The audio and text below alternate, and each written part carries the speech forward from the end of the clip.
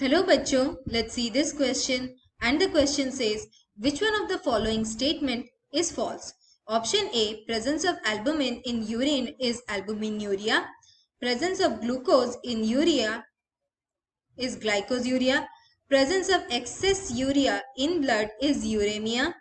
Presence of hemoglobin in urine is hemoglobinuria.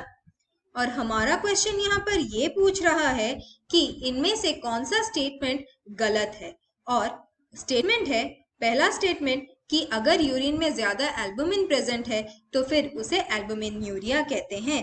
अगर urine में ज्यादा ग्लूकोज प्रेजेंट है तो उसे ग्लाइकोज्यूरिया कहते हैं।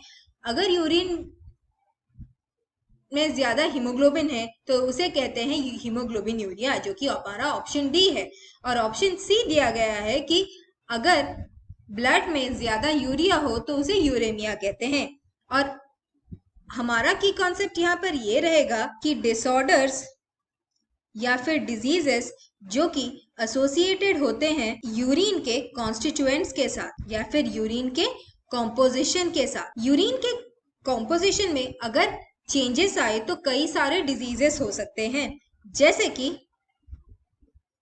अगर प्रोटीन कंटेंट ज्यादा हो यूरिन में देन उसे कहते हैं प्रोटीन यूरिया। अगर एल्बुमिन जो कि एक प्रोटीन है वो बढ़ जाता है यूरिन में तो उसे कहते हैं एल्बुमिन्यूरिया। जब ग्लूकोज यूरिन में ज्यादा होता है तो उसे कहते हैं ग्लाइकोज्यूरिया। और ये इंडिकेटिव होता है, यानी कि ये डायग्नोसिस करता है डायबिटीज मेलाइटिस का।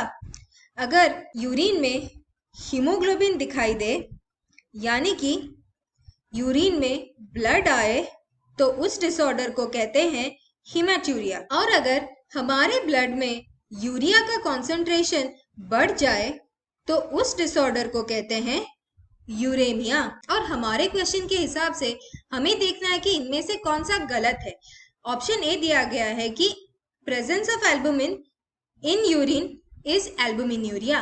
और हमें पता है कि अगर एल्बुमिन का कंटेंट इंक्रीज होता है यूरिन में तो उसे एल्बुमिन्यूरिया ही कहते हैं, इसीलिए हमारा ऑप्शन ए सही है।